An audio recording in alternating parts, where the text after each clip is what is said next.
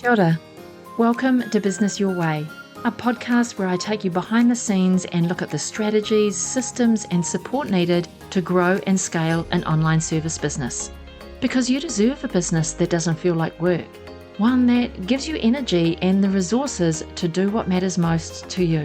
Whether it's figuring out where to spend your time, how to maximize your profitability, or streamlining your processes so things get done quickly and efficiently, my guests and I, we've got you covered.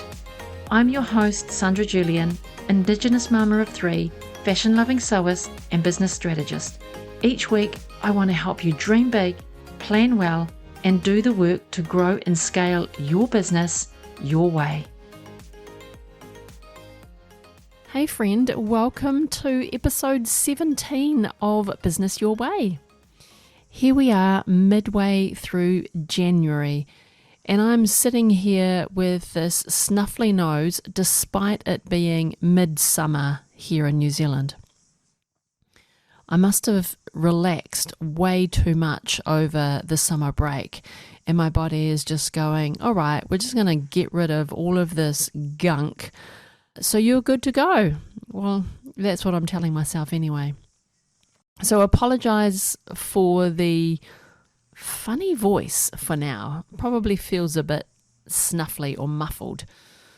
Maybe you can't tell the difference. Maybe it's only me. But here we are, midway through January. So I'm guessing that you've taken some time to reflect on 2021. You've decided what you're leaving behind and what you're bringing into 2022.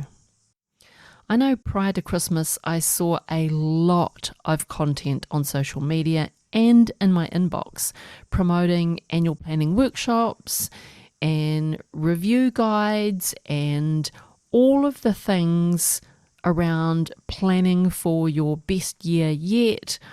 And lots of that comes out when you get to the end of the year. It's just like you're encouraged to clear the closet to get ready to fill the closet. I even saw some of it start to make its way into my inbox in October.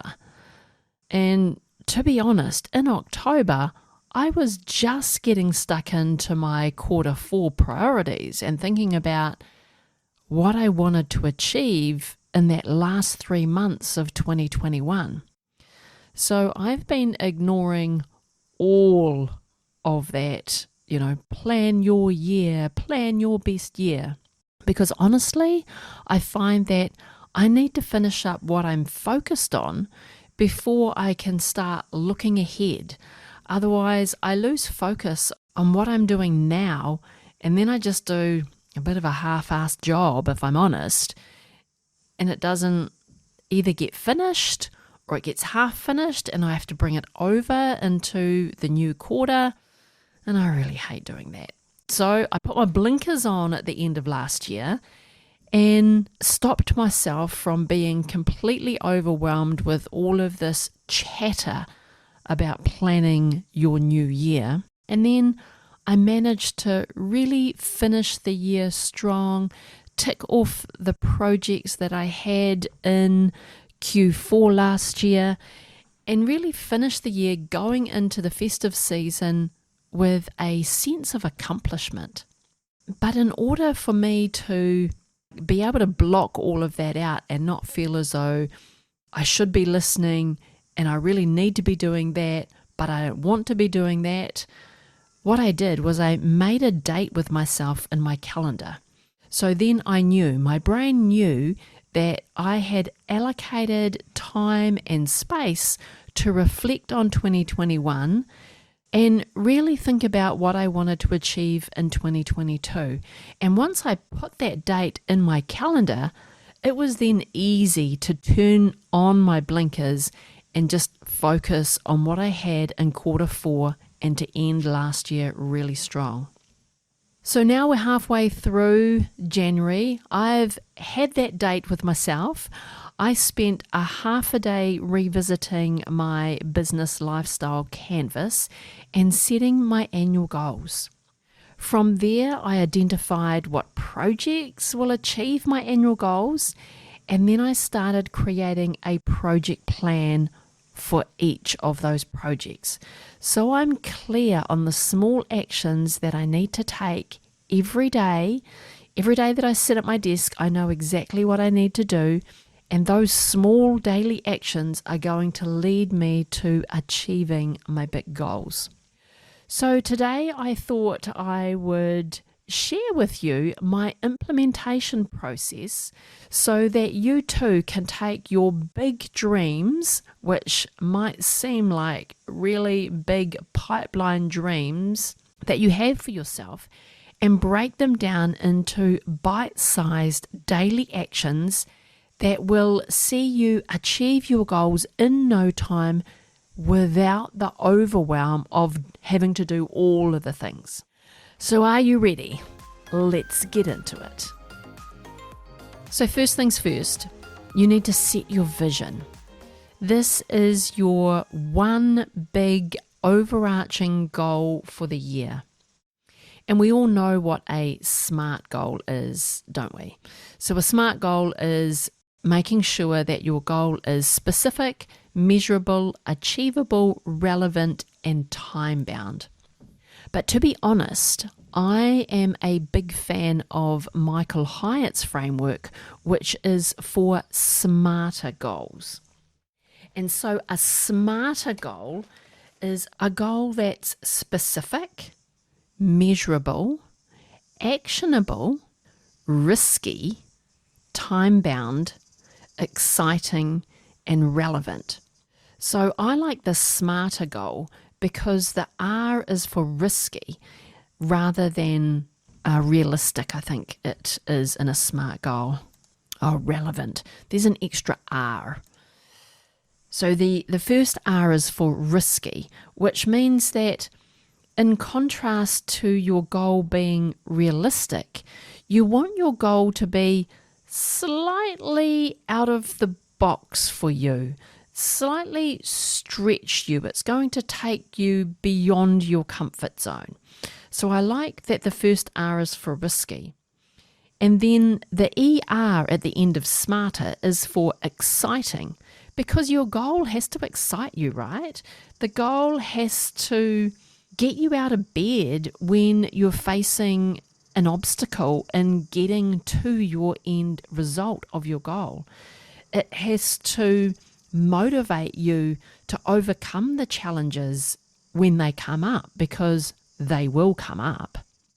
So I really like the idea of Michael Hyatt's framework of a smarter goal.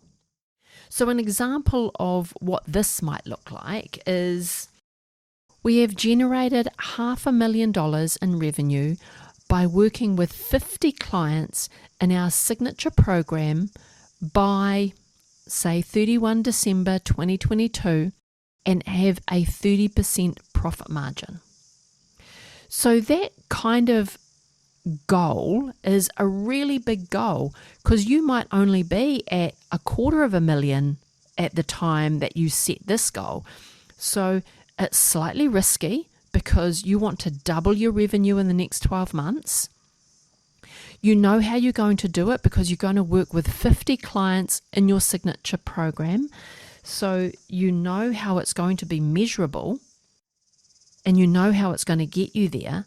You've set a time-bound date by the end of this year, but you've also set a profit margin of 30%. Your profit margin at the moment might only be like 5 or 10%. So it's risky, it's stretching you, but it's exciting because that 30% profit margin, that's going to allow you to do more things in your life and more things in your business because you've got a bigger profit margin. So that's going to get you out of bed, when things get tough, because you're like, well, just imagine what I could do with that 30% profit margin. So set yourself a really good, smarter goal. And as Napoleon Hill says, a goal is a dream with a deadline, but a smarter goal is much more than that, right? But now that you've got your vision nailed, I call this your vision, not just your one big goal. It's a vision because it seems really lofty at the time that you set it, and there are lots of moving parts that need to come into play for you to achieve that vision. And it's a vision that you can share with your team, that you can share everywhere so people know what you're aiming for, what that big vision is. If you've got a team, your team can buy into that vision. They can know where you're headed. So now that you've got your vision nailed with a smarter goal, now it's time to set 3 key priorities that align to your vision.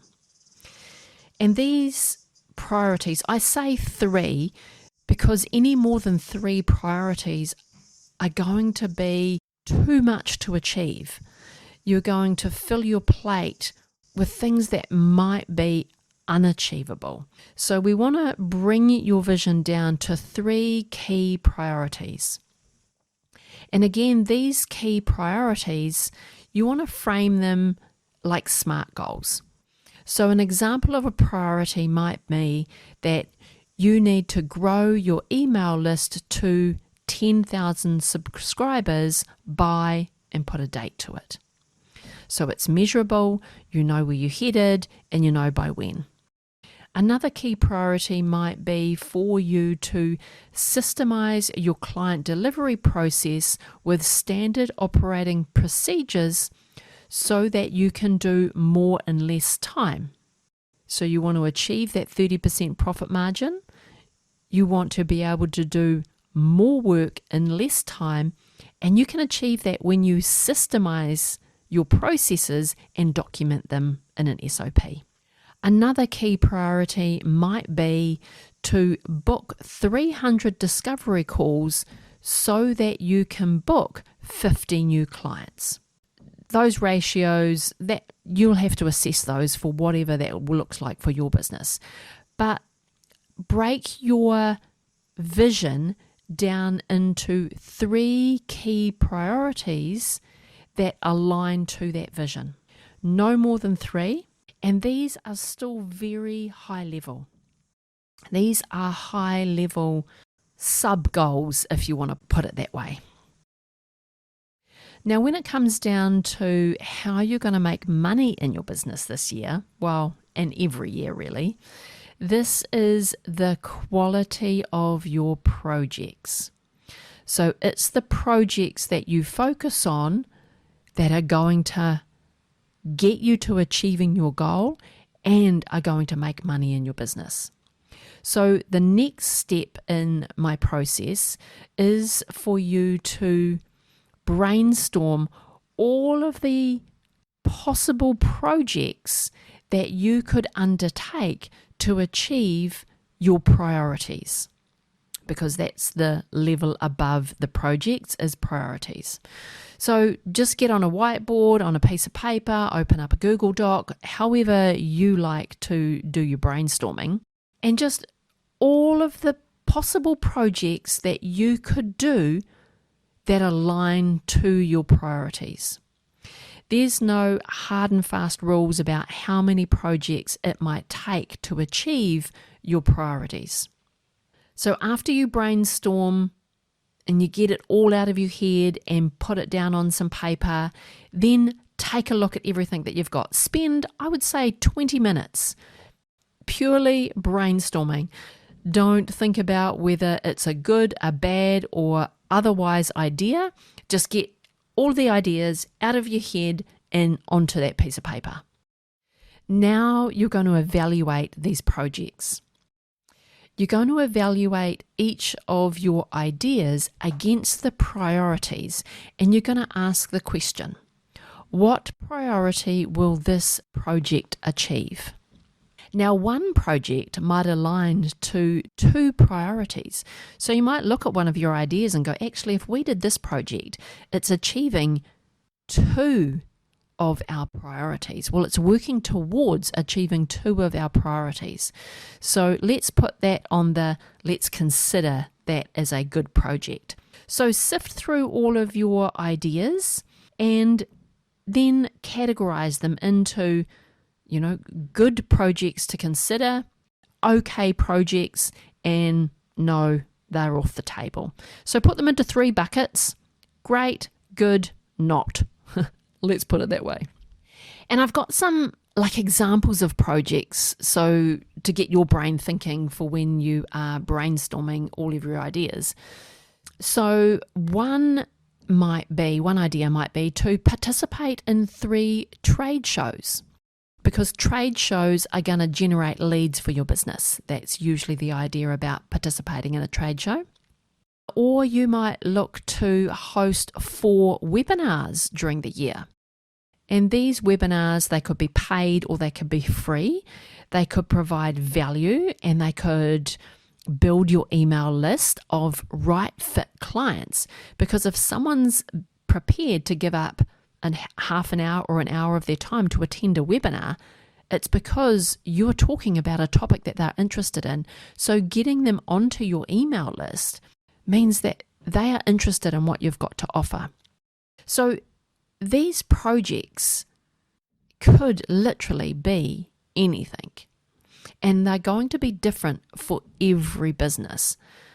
So now you've decided on your projects, you want to get your calendar out and you want to plot out these projects onto your calendar, thinking about the best time of the year and what else is going on in your business to deliver these projects. What's the best time for you? What's the best time for your target audience or your ideal client? For example, the end of a financial year here in New Zealand is 31 March every year.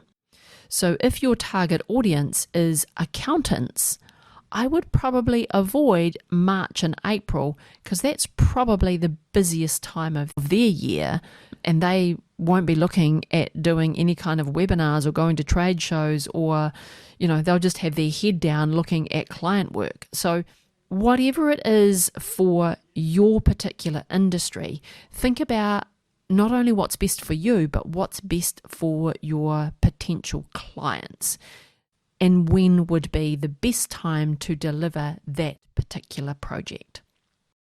You also want to spread your projects out across the year. And one project might rely on another project being delivered before it. So you might want to take a look at your projects you've got and think about which one would be best delivered first, second, third, and so on. So think about how that spans out across your year. And so then plot those out on your annual calendar, because it's at this point that you might say to yourself, wow, that is too many projects to be delivering this year. We're just not going to achieve everything. Because it's not till you take those projects and you put them on a calendar that your brain starts to think about, whoa, that's a lot of work. Because you'll know how much work goes into one of those projects. Some might be short projects, some might be much bigger projects. So you need to think about all of the pre-work that needs to go into achieving a project and getting that project ticked off. So the exercise where you actually get out your 12-month calendar and start plotting your project into the months, not into the days, but into the months, that again is a weeding out process. What projects are you going to take off the calendar, and what projects are you going to leave on the calendar, and what order are they going to go in? And before you know it, you've got a really high-level plan of what your year looks like and how you're going to achieve that big vision that you've set for yourself. By the time you get to this phase, it's achievable. You can see that it's coming together, and you can see how it's going to be achievable, but you can also see how it's going to stretch you a little bit. But here's where I see people make a couple of mistakes. One, they either create a project plan for every project on the calendar. So they try and flesh out a project plan for every project that they've got planned in the next 12 months. Or they don't create a project plan at all. And then on a daily basis, they're just winging it. They're just going, what do I need to do today to get to where I need to be? And that's where the overwhelm sets in. That's when stress really becomes a burden. So hopefully that's not you. But if it is, here's what's going to be different for you this year. You're going to create a full project plan for each project that you've got planned for quarter one only. This is super important because your goal and your priorities might change during the year. And this is completely normal. You know, if you think of the last 2 years, if it's taught us anything, it's taught us how to be more agile. And dare I say it, allow us to pivot when we need to. But regardless of, just the last 2 years that we've been through, we need to give ourselves permission to change our goals and to shift our priorities as we move through the year. Getting to our big goals, we might learn new things, come across different tools, have a different perspective as the journey to achieving that big goal takes place. So getting to your goal, yes, it's a destination, so you can say, yes, I achieved that, but it's also a journey, the journey of where you are now and how you are going to evolve and how your team's going to evolve over time to get to that big vision. Your vision might not change that much, but maybe the priorities or the projects are going to change for quarter two, quarter three, or quarter four. So I'm a big proponent for only putting into place the project plans 1 quarter at a time. So we're not going to overwhelm ourselves with a ton of work, but you have a plan in place so you know what needs to be done, when it needs to be done, and you get to know how you're progressing towards your goal, and you're able to manage your business with intention when you're only planning projects 1 quarter at a time. So we're planning our year. We know what the high level work looks like. We know what projects we've got ahead of us, but we're only putting the project plans in place 1 quarter at a time, and we're remaining in charge of our business and we're reducing that overwhelm. So for each project, you're going to identify the key milestones in each project. This is your next step. A project is likely to have many milestones. So these milestones, they are key dates in your project when a cluster of tasks have to be completed. I think about it in relation to my event agency using a key milestone date for us to know when we're opening registrations for a particular event. So we decide on, obviously, when the event date is going to be, and then we decide the next key milestone after that is deciding when registrations will open. And then everything else gets reversed engineered around where we are now, where registrations will open, and when the event will take place. So think about your milestones in your project in a similar vein. What are some key things that have to be done, or some key dates that you want to hit to know that you're on track with your project? So brainstorm all of your milestones for one project, and then do that for the projects that you've got planned for quarter one. The next phase is to create the tasks that lead to each milestone. Well, the tasks that lead to each milestone being achieved. And I'm saying every little task needs to be given a line on your plan, a date when it needs to be done by, and it needs to be allocated to a person. So this is your nitty gritty, who needs to do what by when. And I want to give you an example of really what this looks like when I say we're getting into the nitty gritty of getting things done. So an example is when we announce that registrations for an event are about to open or are open, we usually send an email to a database of people. And the tasks that go into sending that email, there is 5 tasks that need to happen, that need to be ticked off in order to achieve sending one email announcing the registrations are open. And that includes writing the email content that will be allocated a date and a person. The email content is approved because usually we have that content approved by someone other than the person that wrote it. Then the email content is uploaded to the email marketing software. A test email is then sent and it's approved, again by a person other than the person that put it into the software.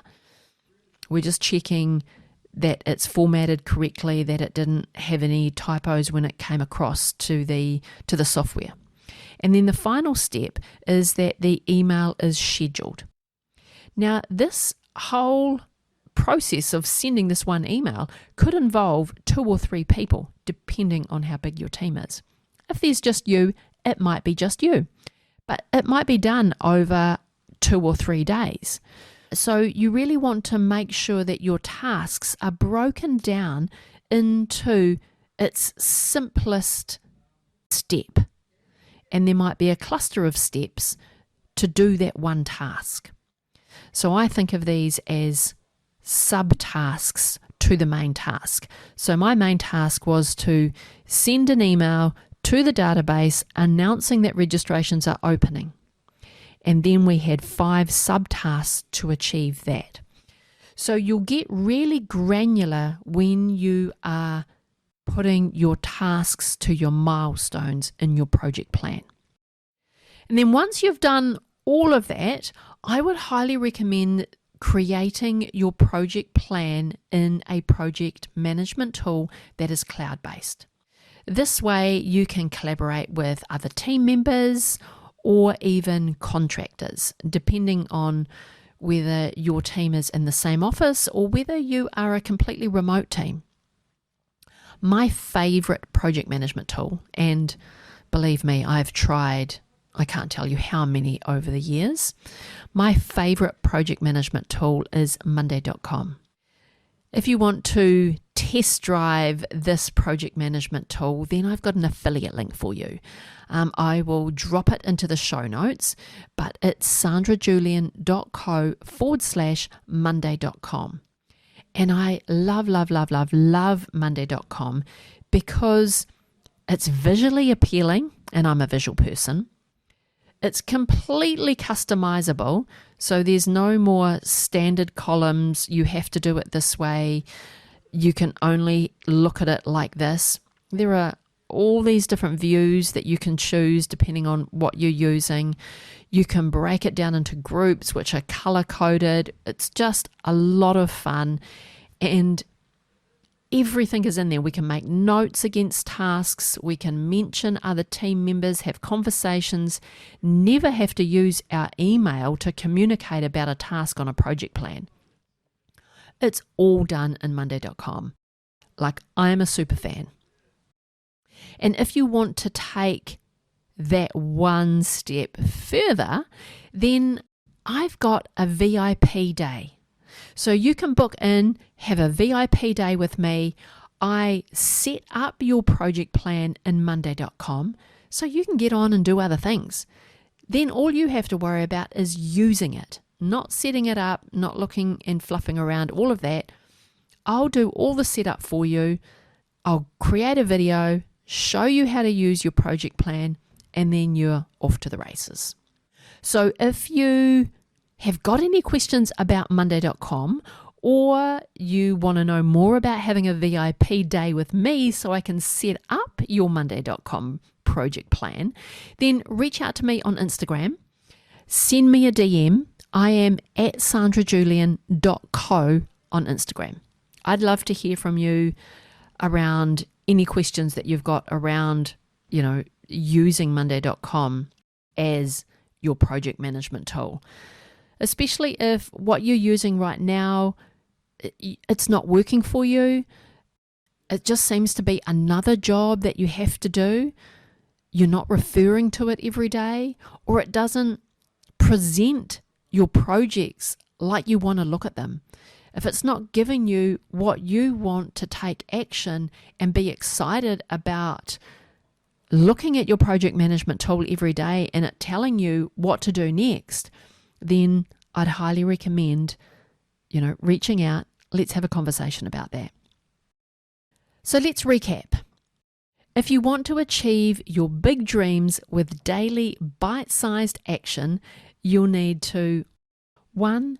Set your vision, your one big goal for the year that you're going to share with your team. 2. You're going to set 3 goals to achieve your vision. And remember, only 3. Then you're going to identify what projects will achieve your goals and your priorities.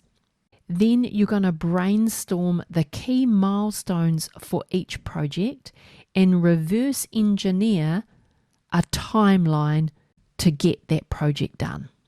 And then you're going to list out all of the tasks that need to be done for each milestone. And then lastly, you're going to put it all into a project management tool like Monday.com so you can collaborate with your team members and you've got a reference of what you need to do every day when you sit down at your desk to get to work. Now, if you want to dive into all of these steps, I've got a step-by-step guide for you. And this includes some diagrams. So if you're a visual person like me, you can see how this all comes together visually. So go get your hands on this step-by-step PDF guide at sandrajulian.co/plan. I'll also put that link into the show notes for you. And I really hope that this has been helpful to you. So you don't get to the end of 2022, you look back with disappointment because overwhelm got the better of you. I want you to get to work every day on the action items that you've already mapped out so you can celebrate your daily wins, your quarterly wins, and getting to achieve that big dream by the end of the year. We got 12 months. 12 months to achieve one big vision. This is completely doable when you break it down into bite-sized actions and not wing it every day when you get to your desk. I'm standing against the wing it attitude, and we're going to get planning so we know exactly where we're going and how we're going to get there.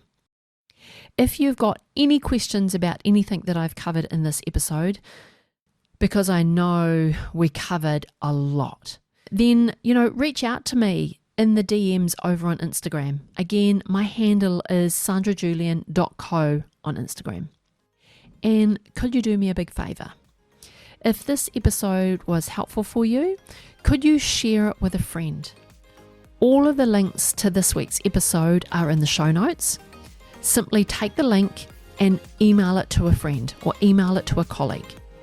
You can even share it on social media. Just take a screenshot of your podcast player, share it over on social media.